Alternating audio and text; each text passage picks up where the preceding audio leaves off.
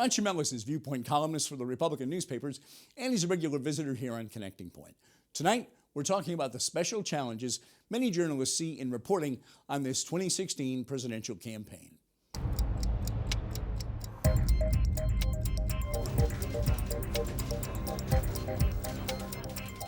It's probably a good idea for media to take stock of just what fairness means. What is the moderator's role in a debate? That's a bigger issue, I think, in this debate than the candidates.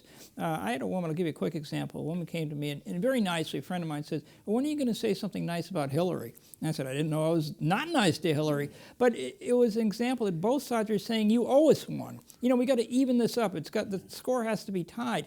That's not necessarily my version of fairness, but that's the debate going on. These two sides are so polarized that they think they're owed one if the other one gets something that they didn't. If we cover them equally, and that doesn't necessarily mean fairly, are we doing our job? Or is our job to try to give the reading and viewing public the best information we can about who these people asking for their votes really are? Part of that problem is that the lines between reporting and opinionating are blurred to the point of being not even existent, and that's causing a real problem today. As an opinion columnist, I reserve the right to say something bad about one of them 3 times in a row. As a reporter, and I have been one, it's a different story. You're obliged ethically, and hopefully forced by your bosses, also to try to be as balanced and fair as possible. But, you know, that means different things to different people as well. And we're looking at exactly what that means now at a time where everybody's a blogger, everybody's an opinion writer, and the lines between that and straight reporting are blurry. One of the organizations, it might have been Real Clear Politics, I'm not sure, took a set period of time, and they checked as much as they could, everything they could see that Hillary Clinton and Donald Trump had said. And I think they came back and said, we found Hillary either prettying something up, stretching the truth, falseful, whatever. I think it was about 8 or 9 times in that period. And I think the number for Donald Trump was something like 60 or 70 times.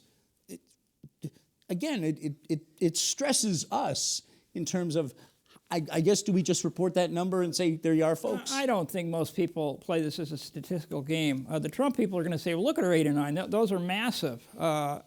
I don't really think either side is keeping score to that point. The only people that might be doing that is the media. Trump had an enormous amount of early coverage because a lot of media did not take his candidacy seriously. And he was smart enough to play that like it was a fiddle.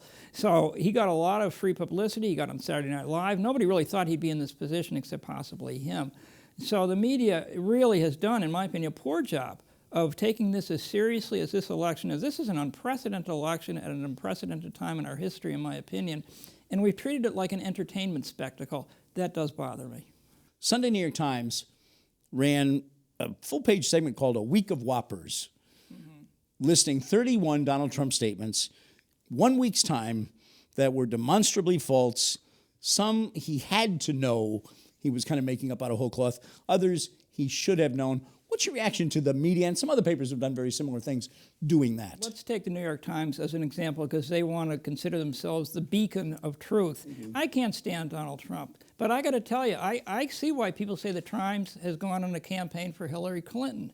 I'm sure what they wrote was probably defensible, but I've seen a bias for their side. If I want to read Trump's side, I read the New York Post. What I don't see a lot of is publications that are trying to be impartial observers. One thing I've tried to do, I don't want to pat myself on the back as the only fair person, I've tried to separate Trump from his supporters, separate Trump from why people that I consider good people, including some that I know, are going to vote for this guy. I think there's 2 separate dynamics there. I think that's an effort on my part to be fair. But I think some of the major media have taken sides. Most of them have taken Hillary Clinton's side with reason. But when people say you're on one side or the other, it's hard to say no. I'm reminded of a statement when he was running 2008. Senator Barack Obama said to an audience, he said, we are the people we've been waiting for. You want change? Demand it. But you can't just vote Election Day. You got to write letters and you got to campaign. And maybe you got to demonstrate. Maybe you even got to run yourself for office. But that's something most of us aren't willing, in many cases able, but willing to do. And yet, if you really want democracy, That's part of it, isn't it? We've got to live democracy on a daily basis, and if you think people do, go to jury duty sometime. I did this in June. All people do is sit there and wish they weren't there. And I wasn't that much different, but you have to practice and work at democracy to make it work, and we're either getting away from that, maybe we were never as good at as we thought. We want these people at the top of the ladder politically to answer all these questions for us, and we blame them when they don't. That won't work, and no matter who wins, it won't work. You wrote a column as well commenting on, and I'm going to say right now, I voted in the primary, but how few people voted in the September primaries. Oh, it's embarrassing. I understand why, but the reasons are weak. Look at this election. We're going to have about 45% of the people not voting for this, with basically the fate of the world probably riding on it. Why people don't vote, I know they're disgusted. I get disgusted too, but it's an opportunity for people. And the fact that so many people ignore it or spurn it, that does bother me. And the primary is the best example of all. I'm starting to wonder if we need primaries, if the turnout's going to be 8 or 9%. Ron Chimelis, always a pleasure to have you with us, sir. Thanks for coming in. Thank you, Jim.